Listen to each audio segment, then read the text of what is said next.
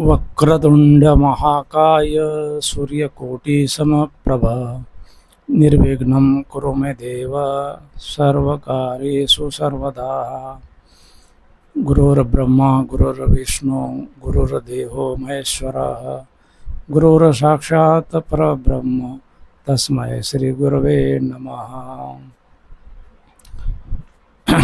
इस संसार में मनुष्य अनेक वस्तुओं की खोज करता है। धन, सम्मान, सुख, सुविधा, पद, प्रतिष्ठा।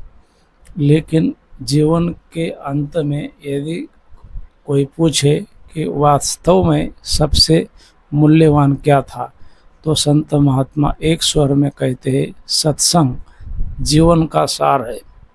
धन खो जाए तो फिर मिल सकता है, स्वास्थ्य बिगड़ जाए तो सुधर सकता है, लेकिन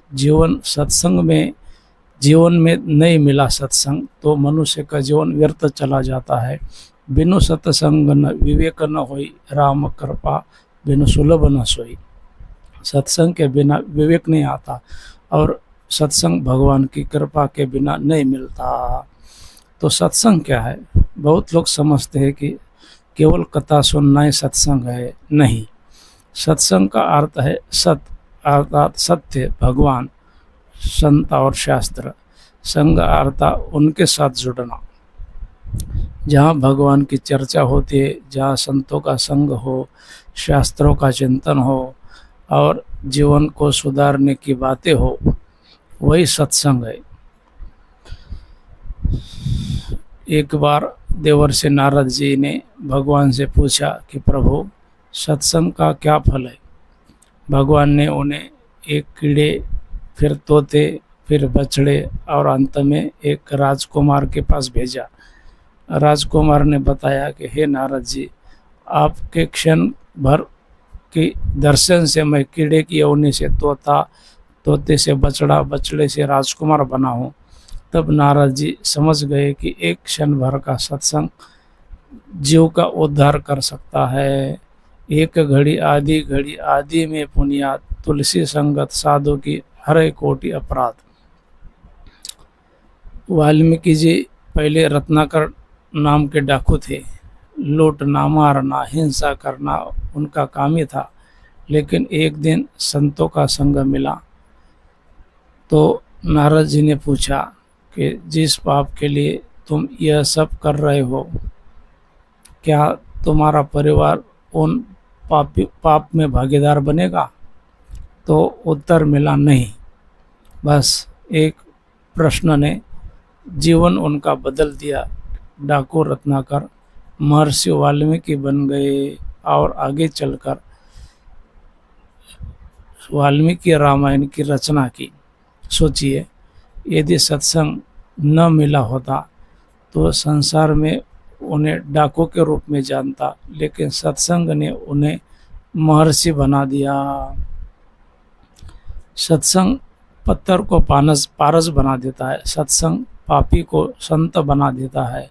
सत्संग अंधकार को प्रकाश में बदल देता है। सत्संग जीवन को भगवान के ओर मोड़ देता है। और ध्रुव जी का प्रसंग, 5 वर्ष का बालक ध्रुव, सौतली माता ने अपमान किया।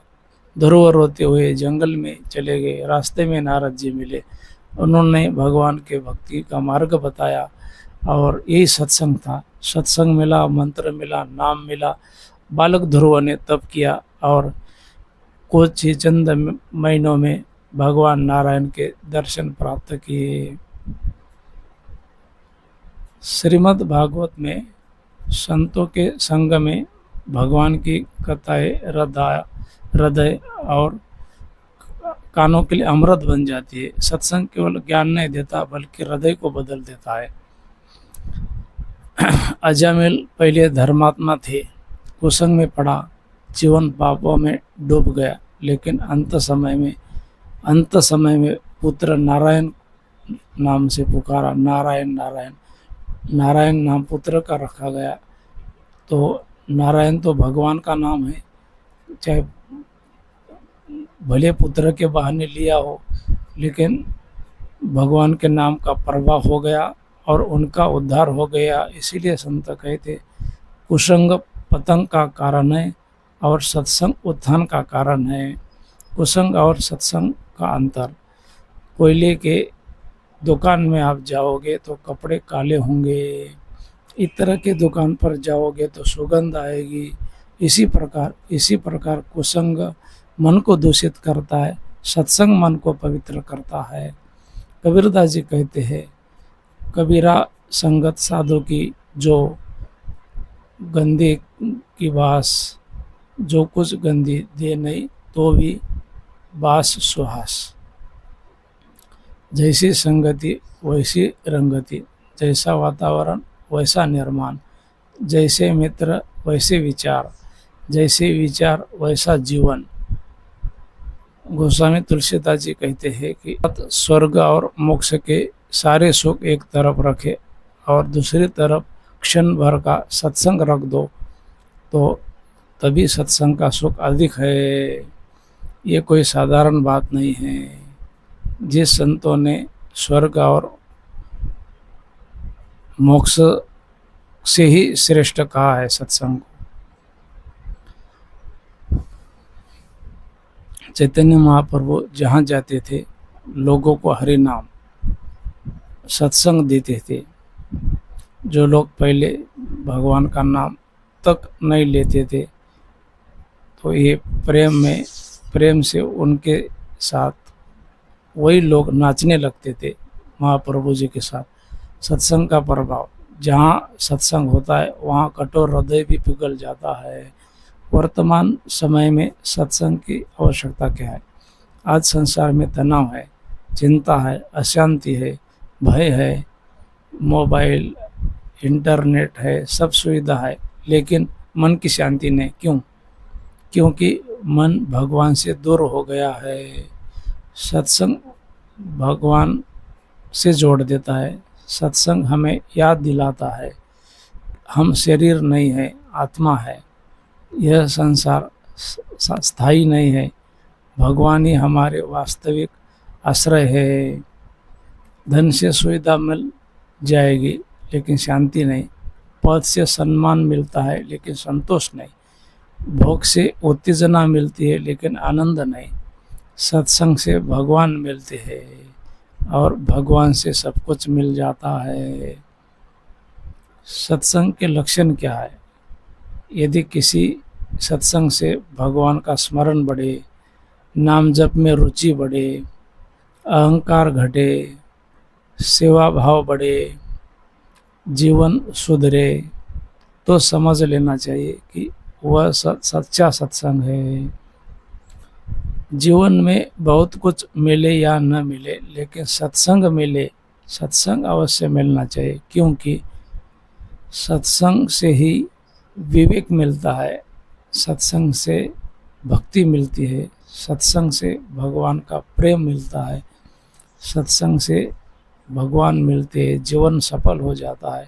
इसलिए प्रतिदिन भगवान के नाम के लिए, भगवान के कीर्तन के लिए, सत्संग के लिए, संतवाणी के लिए समय निकाल कर करिए। सत्संग जीवन का प्रकाश है, सत्संग जीवन का विकास है, सत्संग भगवान तक पहुंचने का मार्ग है। सत्संग ही मानव जीवन का वास्तविक सार है। बड़े भाग मानुष तन पावा, सुर दुर्लभ सद ग्रंथ गावा, संत समागम हरि कथा, तुलसी दुर्लभ दोय, सुत दारा और लक्ष्मी पापी के घर होय।